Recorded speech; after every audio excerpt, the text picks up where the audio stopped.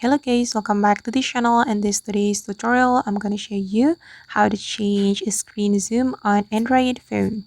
Okay, the first thing we're going to do is opening our settings application on our Android phone. And then we're going to open the display setting. We can scroll our screen to find the display setting, this one. Tap on this display setting and here we can scroll down again until we find the screen zoom option.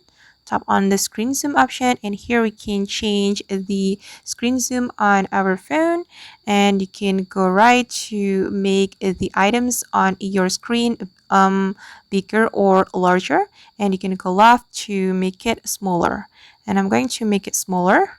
And now as you can see that the items on my screen is smaller than before. And I guess that's how we can change our screen zoom on Android phone. I hope this tutorial will be useful for you.